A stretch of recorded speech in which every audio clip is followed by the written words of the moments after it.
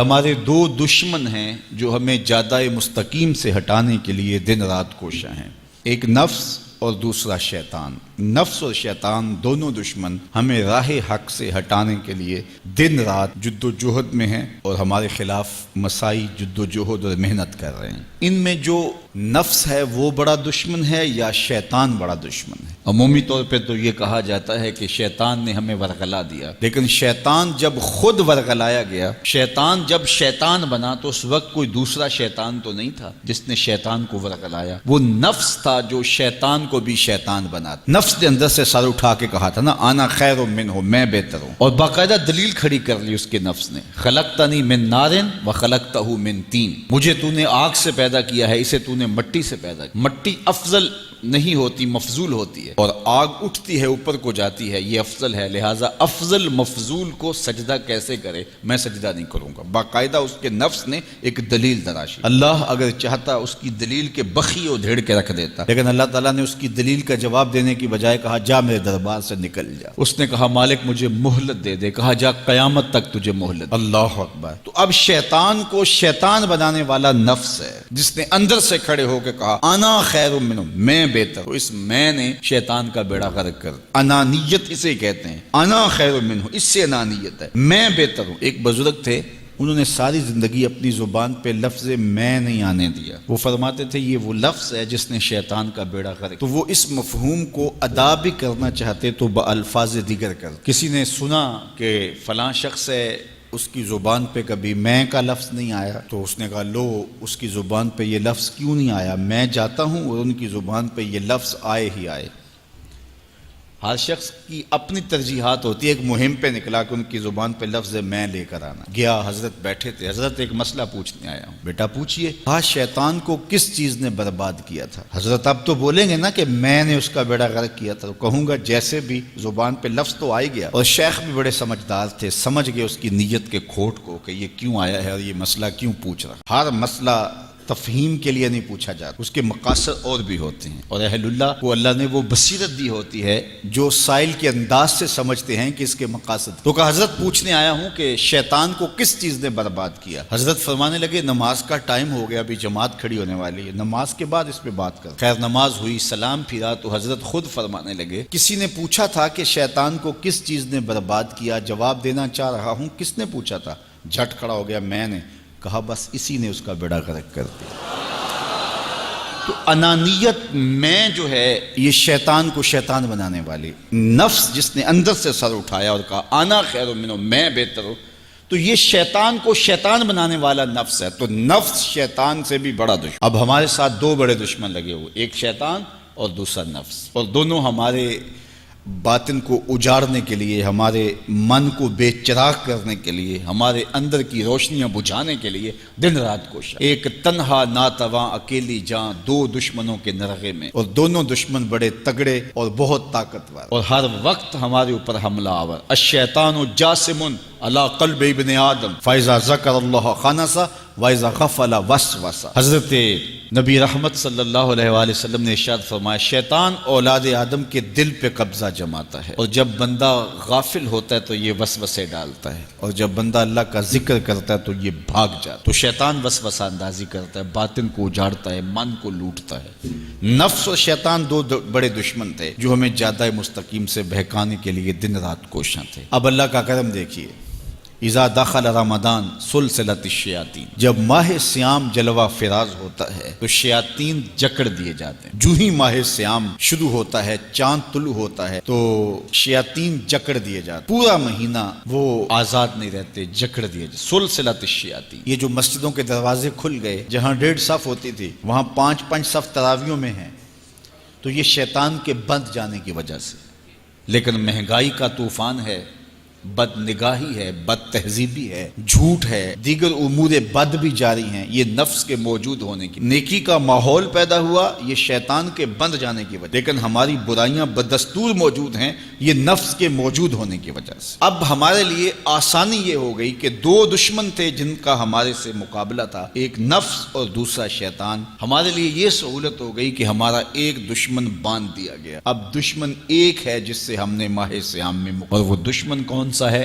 نفس۔ اب نفس کا مقابلہ اتنا آسان بھی نہیں، یہ بہت ڈاڈا دشمن ہے، اندر کا دشمن ہے، گھر کا بھیدی ہے۔ باج فقیراں کسے نہیں ماریا، باہو ظالم چور اندر داہو۔ یہ بڑا سخت اور بڑا شدید قسم کا دشمن ہے۔ یہ اس کی چالیں بہت باریک، شیطان کی چالیں بھی بڑی باریک ہیں اور نفس کی چالیں اس سے بھی زیادہ باریک۔ اب کیسے مقابلہ کریں گے؟ شیطان بھی ہماری متاع عمل کو لوٹنا چاہتا ہے، حتیٰ کہ ہمارے ایمان کو برباد کرنے پر تلا ہوا ہے، اور نفس بھی چالیں چل رہا ہے، اور ہم اپنی زندگی لاؤبالی میں گزارتے چلے جا رہے ہیں۔ ہمیں پتہ ہی نہیں کہ ہم موت کے کتنا قریب ہو رہے ہیں، اور شیطان ہمارے اوپر، نفس ہمارے اوپر حملہ آور ہے، اور یہ چاہتے ہیں ٹھیک ہے یہ چلتا رہے، یہ رسمی زندگی گزارتا رہے، کوئی بات نہیں، اس کے اندر کو ہم لوٹ لیں۔ اور یہ دونوں دن رات لگے ہوئے۔ ماہ سیام آیا تو ہمارا ایک دشمن بند گیا، ہمیں تھوڑی سی سہولت مل گئی۔ اب ایک ہی دشمن باقی ہے جس سے مقابلہ کرنا باقی ہے، اور وہ ہے نفس۔ اب نفس سے مقابلہ کیسے ہوگا؟ تو کسی ایکسپرٹ سے پوچھیں کہ جناب نفس ہے، ہم کمزور ہیں، شیطان دشمن ہمارا بندہ ہوا ہے، 2 محاذ کھلے تھے تنہا جان کے لیے، ایک محاذ بند ہو گیا، اب ایک ہی محاذ ہے، مقابلہ کرنا ہے تو کیسے کرنا؟ اللہ اکبر۔ تو ہم اقبال کی بارگاہ میں عرض کیا کہ آپ بتائیے۔ وہ کہنے لگے میں آپ کو اپنے مرشد مولانا رومی کے پاس لے جاتا ہوں۔ رومی کے پاس اقبال لے کر کے گئے تو رومی نے کہا کہ میں آپ کو ایک اور شخص کا پتہ بتاتا ہوں، اور وہ اتنا کامل ہے اور اس شعبے میں اس قدر ایکسپرٹ ہے۔ اس نے کہا ہفت شہر عشق را اتار گشت، ما ہنوز اندر خمیں یک کوچام۔ عشق کے 7 شہر حضرت شیخ فرید الدین اتار گھوم چکے ہیں، اور ہم پہلے شہر کی پہلی گلی کے کونے میں کھڑے ہیں۔ یعنی اتنا بڑا شخص شیخ فرید الدین علیہ رحمہ، تو کہا وہ بتائیں گے تمہیں کہ نفس کا مقابلہ کیسے کرنا ہے۔ رومی کہتے ہیں کہ وہ میرے بھی استاد ہیں، رومی کہتے ہیں کہ وہ میرے بھی ہادی و مرشد ہیں۔ جس عشق کے شہر میں میں داخل ہوا ہوں اور ابھی کونے پہ کھڑا ہوں، اس طرح کے 7 شہر وہ گھوم کے بھی آئے ہیں۔ آؤ ان سے پوچھتے ہیں کہ جناب نفس قابو کیسے کریں؟ تو شیخ فرید الدین اتار نے کہا نفس نتواں کشت الا باسے چیز، بات گوئم یاد گیرش اے عزیز۔ نفس نہیں مرتا، لیکن 3 اسلحے اگر آپ کے پاس ہوں تو یہ نفس ٹھہر بھی نہیں سکتا۔ غور سے سن لیجئے، روحوں میں اتار لیجئے، اور زندگی میں ہمارا مقصد ہے اس نفس کا مقابلہ کرنا۔ شیطان کا مقابلہ کرنا بھی ہمارا مقصد ہے، اور نفس کا مقابلہ کرنا بھی ہمارا مقصود زندگی ہے۔ ساری زندگی فریب میں ہم میں نہیں گزارنی، زندگی تیزی کے ساتھ گزر رہی ہے اور ہم آغوش موت میں اترنے والے ہیں۔ تو یہ ڈاڈے دشمن ہماری متاع عمل لوٹ رہے ہیں، ہمارے کیے ہوئے عمل کو عجب سے، تکبر سے، ریاکاری سے برباد کر دیتے ہیں۔ ہمیں پہلے عمل کی طرف جانے نہیں دیتے، پھر عمل کے اندر وسوسے ڈالتے ہیں، پھر عمل ہو جائے تو اس کو پھر برباد کرنے کی کوشش کرتے ہیں۔ کتنے ڈاڈے دشمن ہیں جن کے نرغے میں ہم پھنسے ہوئے ہیں۔ تو پھر ہمیں کوئی بندہ مل گیا ہے جو بتا رہا ہے کہ جناب اس کا مقابلہ ایسے کریں گے، تو پھر آج کی سن لیں ہم اور غور کر لیں اور اپنے اندر اتریں۔ تو شیخ فرید الدین اتار ہمیں بتا رہے ہیں، تو سنیے وہ کیا کہہ رہے ہیں۔ نفس نتواں کشت الا باسے چیز، نفس نہیں مرتا، یہ بڑا ڈاڈا ہے، لیکن 3 اسلحے اگر آپ کے پاس ہوں تو یہ ٹھہر بھی نہیں سکتا۔ وہ 3 اسلحے کون سے ہیں؟ خنجر خاموشی و شمشیر جو، نیزائے تنہائی و ترک ہجو۔ ایک خاموشی کا خنجر، دوسرا بھوک کی تلوار، اور تیسرا تنہائی کا نیزہ۔ یہ 3 اسلحے تمہارے پاس ہوں تو پھر نفس ٹھہر بھی نہیں سکتا۔ خاموشی کے خنجر سے نفس پہ وار کیا جا سکتا ہے۔ میرے اور آپ کے آقا و مولا نے فرمایا من سامتا نجا، جس نے خاموشی اختیار کی وہ نجات پا گیا۔ ہماری زندگی کے جتنے بھی برے اعمال ہیں ان میں سے سب سے زیادہ برے اعمال ہماری زبان کرتی ہے۔ ہمارے ہاتھ بھی گناہ کرتے ہیں، کسی پہ ظلم کریں تو گناہ کرتے ہیں، ہمارے پاؤں بھی گناہ کرتے ہیں، برائی کے اڈے پہ چل کے جاتے ہیں، ہماری آنکھیں بھی گناہ کرتی ہیں، ہماری سوچیں بھی گناہ کرتی ہیں، ہم حرام کمائیں کھائیں تو پیٹ بھی ہمارا گناہ کرتا ہے، لیکن سب سے زیادہ گناہ ہماری زبان کرتی ہے۔ جھوٹ یہ بولتی ہے، غیبت یہ کرتی ہے، بہتان یہ لگاتی ہے، گالی گلوچ سب و شتم یہ کرتی ہے، گلے شکوے کا انداز، ناشکری کا لہجہ یہ اختیار کرتی ہے۔ اسی لیے میرے اور آپ کے آقا و مولا نے فرمایا جو تمہارے 2 جبڑوں کے درمیان ہے، یعنی تمہاری زبان، اور جو دو ٹانگوں کے درمیان ہے تمہاری پارسائی کی جگہ، ان دو چیزوں کی تم مجھے ضمانت دے دو، میں محمد تمہیں جنت کی ضمانت دے دیتا ہوں۔ تو اپنی زبان کی حفاظت کرنی ہے۔ دیکھیے یہ سننے کے لیے چیزیں نہیں ہیں محض، بلکہ ان پر ہم عمل کریں، اور آج سے ہی دیکھیے یہ موسم رحمت ہے، رحمت کی برکھا برس رہی ہے، اور یہ موسم نور ہمارے سیکھنے کے لیے ہے۔ تو ہم اپنے نفس کو کیسے قابو کریں گے؟ دو دشمن تھے، ایک بندھا ہوا ہے، چھوٹ کے کچھ نہیں کر سکے گا اگر نفس کو قابو میں کر لیا۔ اور اگر ہم نفس کنٹرول نہ کر سکے، وہ تو جہنم کی آگ میں اور زنجیروں میں جکڑا ہوا پیچ و تاب کھا رہا ہے کہ یہ جو ٹوپیاں پہنے ہوئے مسجدوں میں جاتے ہو نا، میں عید کے دن نپٹ لوں گا تم سے، وہ تو اور نفس کے ساتھ مل کے ہمارا بیڑا غرق کرے گا اور ہمیں اور دور کر دے گا، اور ہماری باطنی اساس اور بنیاد اور کمزور کر دے گا۔ اس لیے ضرورت ہے کہ ہم اپنے نفس کو ان دنوں کے اندر کمزور کریں۔ اس کا پہلا نسخہ کیا ہے؟ خاموشی کا خنجر۔ آپ جب خاموشی اختیار کریں گے، زبان کو صرف ضرورت کے لیے استعمال کریں گے، تو پھر نتیجہ کیا ہوگا کہ آپ کے گناہ بہت کم ہوں گے، جھوٹ کم ہوگا، غیبت نہیں ہوگی، بہتان تراشی نہیں ہوگی، دیگر اعمال جو زبان کے ذریعے سے صادر ہوتے ہیں اور ہم گناہوں میں اضافہ کرتے چلے جاتے ہیں۔ تو زبان کو اگر کنٹرول میں کر لیں گے، اللہ اکبر، حضور علیہ الصلوۃ والسلام نے زبان کے کنٹرول کرنے کی تلقین کی، اور یہ بغیر ہڈی کے گوشت ہے، اس کو سنبھال لیا جائے، 32 دانتوں میں جکڑ کے رکھی گئی زبان ہے، لیکن یہ پھر بھی قابو میں نہیں رہتی۔ اس کو کنٹرول میں کر لو، اس کو قابو میں کر لو۔ ایک روایت میں آتا ہے جب صبح ہوتی ہے تو سارے اعضائے بدنیاں زبان کے آگے ہاتھ جوڑتے ہیں کہ بی بی تو نہ کچھ کرنا، تیری وجہ سے ہم سزائیں کاٹیں گے اور اذیتیں پائیں گے۔ تو زبان کو قابو میں کرنا، اور اس کا علاج کیا ہے؟ خاموشی۔ من صمت نجا، جو خاموش ہوا وہ نجات پا گیا۔ خنجر خاموشی، خاموشی کا خنجر ہو تو نفس کے لیے بہت بڑا وار ہے۔ دوسری بات، شمشیر جو، بھوک کی تلوار۔ بھوک کے ذریعے نفس کشی ہوتی ہے۔ نفس کا مقابلہ بھوک سے ہم کر سکتے ہیں، چونکہ جب بھوک ہوگی تو اس وقت بہت ساری خواہشات جو ہیں وہ دم توڑ جائیں گے۔ اللہ کے محبوب علیہ السلام کا ایک فرمان سنیے، بالخصوص نوجوانوں کے نام۔ یا معاشر الشباب من استطاع منکم الباء فلیتزوج فإنہ اغض للبصر واحسن للفرج فمن لم یستطع فعلیہ بالصوم فإنہ لہ وجاء۔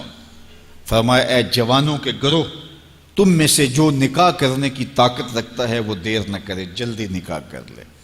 کیوں کہ نگاہ اور پارسائی کی جگہ کا محافظ ہے، تمہاری نظر کو بھی محفوظ کرے گا اور تمہاری پارسائی، تمہاری عصمت کے جوہر کو بھی محفوظ کرے گا۔ تو اگر کسی کے پاس استطاعت ہے تو وہ نکاح کرنے میں دیر نہ کرے۔ فَإِن لَمْ يَسْتَطِعْ، اور اگر کوئی طاقت نہیں رکھتا، اس کے حالات ایسے نہیں ہیں کہ وہ نکاح کر پائے، فَعَلَيْهِ بِالصَّوْمِ، تو فرمایا وہ کثرت کے ساتھ روزے رکھے۔ فَإِنَّهُ لَهُ وِجَاءٌ، روزے اس کے لیے قاطع شہوات ہیں اور اس کی مشکلیں آسان کرنے والے ہیں۔ تو نوجوانوں کو اگر استطاعت نصیب ہو جائے تو وہ شرم نہ کریں، وہ نکاح کی طرف بڑھیں تاکہ ان کی عصمت کے جوہر کی حفاظت ہو سکے۔ لیکن کسی وجہ سے نکاح میں تاخیر ہے تو پھر وہ کثرت کے ساتھ روزے رکھیں۔ روزوں کی کثرت گناہ سے، شہوات سے، برائی سے، گناہوں سے انسان کو بچاتی ہے۔ تو کثرت کے ساتھ روزے رکھے جائیں تو روزہ بھوک جو ہے وہ نفس کشی کا ایک مؤثر ترین علاج ہے، اور یہ میرے اور آپ کے آقا و مولا نے بیان فرمایا۔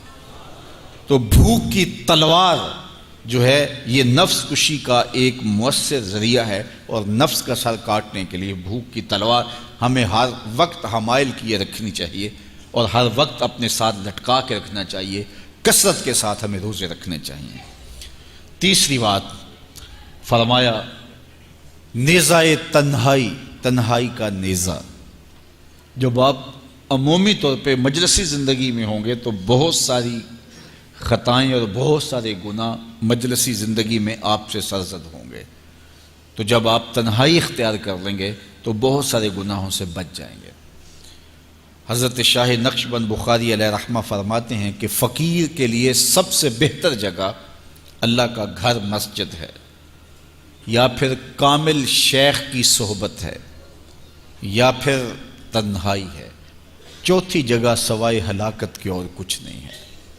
العافیۃ فی العزلہ، عزلت میں، تنہائی میں عافیت رکھی گئی ہے۔ اس لیے اپنے آپ کو ایسے ہجوم میں، ایسی جگہوں پہ لے جانے سے روکیں، اپنے آپ پر ضبط کریں جہاں نظر پاک نہیں رہتی، جہاں خیال کی پاکیزگی کا سامان نہیں رہتا، اور جہاں آپ کی جو ہے وہ آپ کی زبان محفوظ نہیں رہتی۔ دوستوں کے ساتھ بیٹھیے، آپ عزیزوں رشتہ داروں کے پاس جائیے، ضرور ملاقات کیجیے، لیکن اس کا ایک اعتدال ہونا چاہیے۔ اگر آپ سمجھتے ہیں کہ کسی جگہ جاتے ہوئے، کسی جگہ پہنچ کر آپ کی نظر میں پاکیزگی نہیں رہے گی، خیالات میں گندگیاں گردش کرنے لگ جائیں گی، سوچوں میں آوارگی آنے لگ جائے گی، تو وہ شادی کی تقریب ہو یا کوئی اور تقریب ہو، وہاں جانے سے اپنے آپ کو روک لیں، کیونکہ وہاں جا کے آپ اپنا کوئی فائدہ نہیں کر رہے، اپنا نقصان کرنے جا رہے ہیں۔ تو جہاں آپ کو یقین ہو کہ آپ وہاں اپنے آپ کو بچا نہیں پائیں گے، اپنی حفاظت نہیں کر پائیں گے، تو وہاں سے تنہائی بہتر ہے، وہاں سے عزلت بہتر ہے۔ تو یہ تین چیزیں ہم اگر کر لیں تو یہ نفس کشی کا ایک مؤثر ذریعہ ہے۔ اب ماہ صیام کے اندر اللہ تعالیٰ یہ تینوں چیزیں ہمیں نصیب کرتا ہے۔ ہم زیادہ بولتے نہیں ہیں، روزے سے ہوتے ہیں، بلکہ فرمایا اگر تم سے کوئی شخص بحثے، کوئی الجھے، کوئی لڑائی کرنا چاہے، بدتمیزی کرے، تو اس سے کہو انی صائم، میں روزہ رکھا ہوا ہے۔ اور اسی طرح بھوک تو میسر ہوتی ہی ہوتی ہے، اور تیسری بات کہ عزلت بھی میسر ہو جاتی ہے، اس میں آپ ذکر کے لیے، فکر کے لیے، روزے میں آپ تلاوت کلام مجید کے لیے تنہائی اختیار کرتے ہیں۔ تو گویا روزہ ایک ایسی تربیتی ورکشاپ ہے کہ جس کے ذریعے سے آپ کے نفس کی تہذیب ہو جاتی ہے۔ جب نفس قابو میں آ گیا، نفس کنٹرول میں آ گیا، نفس کو آپ نے کمزور کر لیا، تو شیطان چھٹ کے بھی کچھ نہیں کر سکے گا، کیونکہ شیطان ہمارے اوپر حملہ کرتا ہے نفس کے ذریعے سے۔ باہر کا دشمن ہے اور نفس اندر کا دشمن ہے۔ ہمارے دیہاتوں میں چوری ہو جائے نا تو بوڑھے بزرگ مل کے بیٹھ جاتے ہیں کہ بتاؤ چوری کیسے ہوئی، تو ایک نقطے پہ سارے متفق ہوتے ہیں، اور وہ نقطہ یہ ہوتا ہے کہ کوئی اندر کا بھیدی ضرور ہے۔ جب تک کوئی اندر کا بندہ نہیں تو باہر سے کوئی آ کے از خود چوری نہیں کر سکتا، تو کوئی اندر کا بندہ ضرور موجود ہے۔ نفس اندر کا بھیدی ہے اور شیطان باہر سے آ کر حملہ آور ہونے والا ہے۔ اس لیے شیطان کو اندر آنے کا موقع نفس دیتا ہے۔ نفس کو ہی کمزور کر لیجئے، وہ آپ کا ساتھی بن جائے، نفس امارہ، نفس مطمئنہ بن جائے، اور وہ نفس جو برائی کا حکم دیتا ہے وہ نفس امارہ کہلاتا ہے، اور جب وہ کثرت ذکر سے، عبادت سے نفس مطمئنہ بن جاتا ہے تو پھر وہ شیطان کے لیے رکاوٹ کا ذریعہ بن جاتا ہے، اور آپ کی زندگی محفوظ ہو جاتی ہے۔ اور یہ ہمارا کام ہے، یہ ہمارے کرنے کا وظیفہ ہے۔ دیکھیے حضرت انسان کو اللہ نے اختیار دیا، زندگی دی، فہم دیا، ادراک دیا، گناہ کی قوتیں اور نیکی قوتیں ساری اس کے ساتھ لگی ہوئی ہیں۔ اس نے صرف ایک لا ابالی شخص کی طرح زندگی نہیں گزارنی کہ جو سامنے آ گیا کھا لیا اور جو زبان پہ آ گیا بول دی، ایسا نہیں ہے۔ یہ تو انسان ہے، اس کو تو اپنی زندگی کی راہیں خود متعین کرنی ہے کہ میری دنیا آخرت کے لیے نفع بخش کیا چیز ہے اور نقصان دہ کیا چیز ہے۔ انا ہدیناہ السبیل اما شاکرا و اما کفورا، کہ ہم نے اس کو دونوں راہیں دکھا دی، وہدیناہ النجدین، اس کو پتہ ہے یہ اچھائی ہے، یہ برائی ہے، اس نے اس سے اجالنا ہے اپنے اندر کو اور اپنے باطن کو سنوارنا ہے۔ تو ماہ صیام ہمارے لیے موسم رحمت اور موسم نور ہے، جو ہمارے اندر کی روشنی کا سبب اور ذریعہ ہے۔ تو آئیے یہ موسم اللہ نے ہمیں نصیب کیا، قرآن مجید کی کثرت سے تلاوت کریں، نفس کمزور ہوگا، تنہائی اختیار کریں، نفس کمزور ہوگا، اپنی زبان پہ قابو کر لیں، نفس کمزور ہوگا، بھوک تو ہم روزے کی وجہ سے کاٹتے ہی کاٹتے، نفس کمزور ہوگا۔ اب شیطان چھٹ کر بھی عید کے دن ہمارا کچھ بگاڑ نہیں سکے گا اگر ہم نے اپنے نفس پہ قابو پا لیا، اور اگر نفس پہ قابو نہ پا سکے تو شیطان تو پھر پیچ و تاب کھا رہا ہے، اور وہ ہمارے اوپر پھر اور زور و شور کے ساتھ حملہ ہوگا اور ہماری متاع عمل کو لوٹ لے گا۔